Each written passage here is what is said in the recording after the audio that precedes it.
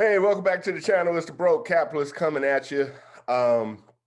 Today, I will be sharing with you a conversation I had with my man, Rodrigo from the Coupe Media. As you listen to this conversation, you'll notice that you got two brothers kind of on the same wavelength as far as the issues we cover. We found each other over the internet, and I think it's imperative that our viewpoint of the world, which many of you share, is shared more and more, especially today and going into the future. I'm recording this a day after the President of the United States Twitter account was banned. And according to what I've read, it was, hundreds of Twitter employees asking the CEO of Twitter to ban the account of President Donald Trump permanently. Now, I know probably half the country is applauding that decision, and the other half is very upset about that decision, or at least concerned. I'm in the camp of very concerned. And I'm not gonna, I think the implications are obvious. If you're here watching this video, I think if you're subscribed to this channel, I think the implications of what just happened is obvious. And that's why it's imperative that you share this content, like this content, while I can still present this content. With that said, I want to get into this. I will be taking portions of this conversation, chopping them up, and presenting them through the week. It's a 2-hour-long conversation, but I'll put the conversation in its entirety in the link below in every episode. With that said, for some of you go-getters who want to just sit back, relax with a beer, iced tea, or some bourbon and just listen to the conversation in its entirety, I must say at around the 60-minute mark, I think it was 64 minutes, I almost threw up when I listened to it again.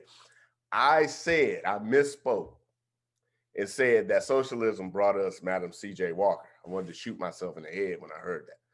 I did not mean to say that. I meant to say capitalism brought us Madam C.J. Walker. And with that said, let me just get into the conversation. I hope you guys get something out of it. Please like and share and subscribe to this content so that we can keep bringing it to you. All right, so let me find the share screen button. And here we go. I'm the angel sitting on top of my shoulder.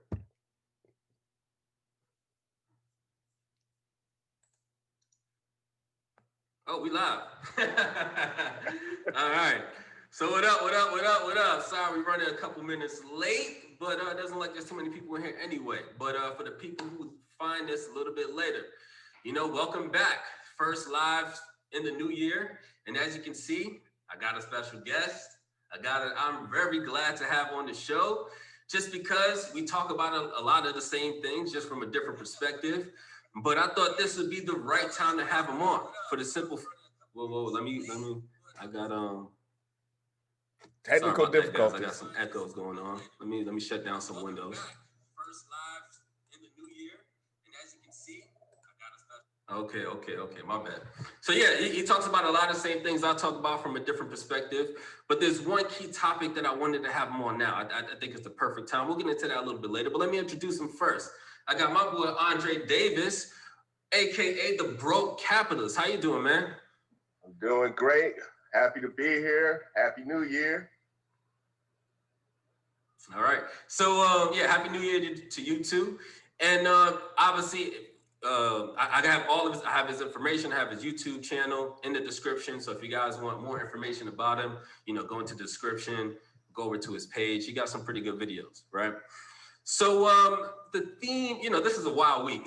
Not only was it the first week of the year, we got a new president coming in. You got people storming the White House, all type of crazy shit going on right now.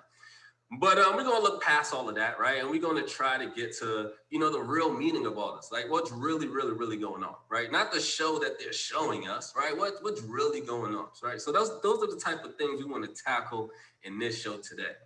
But the overall theme, right, and the main reason why I wanted to have the broke capitalist on the show today is because there's a conversation out there around socialism, right? And I don't think people truly understand how that's going to impact your life if we go down that route, right? Because it looks like we're going that route, right? But this is a guy who's actually lived through some of it, right? He could tell you experiences, right, from what he's seen, right? He could break down to you how socialism could completely ruin your city, right? So the topic of the show today is going to be, can socialism ruin your city? Two, we're going to talk about fake activism and misguided report, right? But the main theme of the show, right? The topic that I want to start off with is the Bay Area, right? California, the Bay Area, Silicon Valley, right? Is that the new Detroit? So, Yep. Just off the top of your head, when you hear socialism, I mean, what are some of the first things that come to your mind? Disaster, but for me, I'm coming from a academic standpoint and from a real life standpoint. So this topic is right up my alley. I've actually written on the topic in a book that I also published called Our Two Societies, and in that you can see how the misguided, if you want to say altruism of the socialist ideology often leads itself or leads the people it's supposedly trying to help down a path of just total destruction. I don't want to say total destruction. I don't want to be too dramatic, but like you said, I've lived through a lot of these socialist policies. I grew up in Detroit, Michigan. My first home was 92 Mac off the Chrysler Freeway, and that was the Brewster Projects. And from there, fortunately, my mom and I were able to relocate to a very affluent, one of the most affluent, if not the most affluent neighborhoods in Detroit. And this was late 70s, early 80s. And so at the time, I'm a little kid. I don't know what's going on. Well, all I knew was I left this area where everybody looked like me, except for like one of my best friends who coincidentally ironically was a white girl named Michelle in the project. So yes, there were white folks in the projects, right? Hey, if anybody know a white woman named Michelle, I don't know her last name, but she grew up in the Brewster Projects of Detroit, and my address used to be 692 Mack Avenue. I would love to reconnect with her. Just throwing it out there into the universe. We moved to a more affluent neighborhood, and my friends were extremely, just diverse. I had white friends, Asian friends, black friends. But the thing all of my friends' parents had in common was they had parents who were on the grind, as you would say. They were professionals in one arena or another. So they were either teachers, doctors, they own businesses and things like that. And I don't want to talk too much, but I'm getting to the point here is around the time I became a teenager, a lot of my friends started leaving Detroit. And the narrative the media was pushing out was white flight. But what I could see, and at the time, trust me, I'm like 12, 13. I'm not putting this together. I'll put this together late in life. I put it together in my book, Our Two Societies. So if you want to check out that story, it's a pretty good story. It's won 2 awards, y'all. Check it out. But what was actually happening was people who could leave left. So basically, if they had the capital to leave, they left. And what they were running from was not Black people. Ultimately, they were running from the danger that a lot of these policies that were being pushed by a lot of these socialist-minded politicians. All right, let me stop there. Sorry, let me stop you right there. I do want you to continue, right? I do want you to continue. Okay. But I do want you to get a little bit deeper because people need to understand, right? You know, what time frame you're talking about? The 70s, the 80s? 70s, yeah. Okay, so the 70s. You're talking about 70s Detroit, which is at the time one of the most affluent areas in the country, right? You could say in the world, right? You're talking about that's where all the major car dealers were at. That's where all the money was when you're talking about the Midwest. So you're talking about an area, right, that was luxury. That's where the rich people were. That's where the high incomes were at, right? So when he's saying is, right, you have an area that is doing very well, right? But now you have politicians who are coming in who are switching policies, right, to change how business is done. So what he's talking about, you know, there was a time period where they had white flight, right? So now get in, because you have to kind of frame where the city was at to understand how it actually impacts what's going on right now. Oh, actually, sorry, before you go back in there, I got to give a big shout out to Kel Log. He just hopped in the super chats, gave $50. That's crazy. Yeah, that's crazy. Hey, Kel, send me a look. He said he can't even run. I'll catch this late the replay. Peace, brother. Hey, Kel, send me your email through the comments. I want to send you something for free, a giveaway. That's a lot right there. I appreciate it. Kelly Green, what's up from Louisiana? Enjoy the content. I love that you're here. Appreciate it. She said, I appreciate smart brothers like you. We appreciate you watching and sharing the knowledge, right? Because this is really what it's all about. Right. In order for us to change things, right? Because people who are on channels like this, we want change. We want to see the country and our situation change for the better, right? We need more people thinking like this, right? If you think like how they want us to think, then we're not going to get anything done, right? So you just being here is just many thanks. I don't know the word to say. But yeah, Andre, go back into what you were saying, right? So you had this booming city. Politicians came in, they thought they could do a better job, and what happened?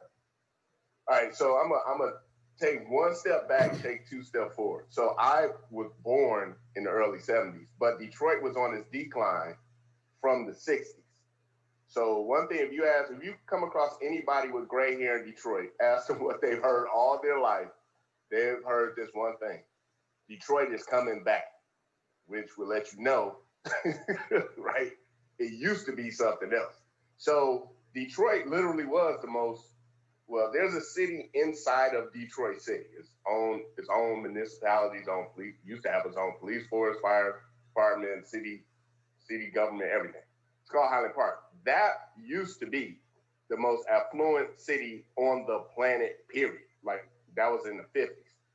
So after, you accumulated all this wealth, all this capital, and the labor follows, right? You get all of people who look like us coming from the South as labor to participate in this project Henry Ford and other people had.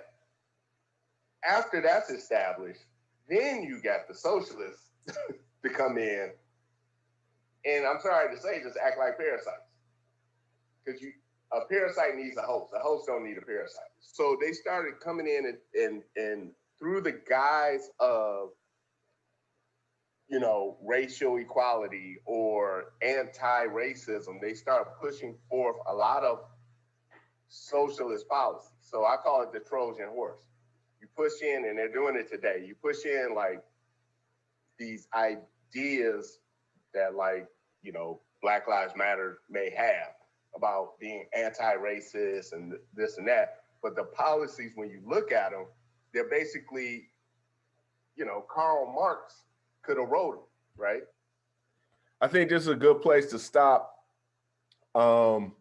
Again, check out the video in its entirety if you have the chance. Remember, around the 60-minute mark, I say that socialism brought us Madam C.J. Walker, which was totally, I just misspoke, brain fart there. Capitalism brought us the first self-made female millionaire, who happened to be African-American woman. Please, again, with what happened yesterday with big tech showing their muscle and their might, it's imperative that, man, please share this content and just have an open conversation. We have to have the competition of ideas out there. In order to have a free society, we have to have the competition of ideas. I should have the right, or I do have a right, right? I have a free, the First Amendment, free speech. And, but, you know, big tech have a right to run their business as they see fit. But with that said, ideally, I should have the right. I shouldn't be infringed upon expressing ideas about how great it is to have, 18 wives and the perils of having 18 wives in a house with one bathroom, right? I should be able to talk about that. Just like I should be able to talk about the wonders of communism and how, oh, yeah, it had its hiccups like killing all the sparrows, which led to, a domino effect that ended up millions of people starving. I should be able to express these views, just like I should be able to express the wonders of socialism and the wonders of capitalism. And you have a debate. And as Thomas Sowell once says, there's no solutions, just alternatives. And if you create an environment where the only alternative is one thing, that's not good. But with that said, I hope I didn't lose you in that little diatribe there. But again, please like, share, subscribe. Come back for more. I'll be dropping some of these episodes throughout the next couple of days until we get to the end of it. With that, peace. Hope you're having a good weekend. I'm out. Go check out the Coupe Media as well.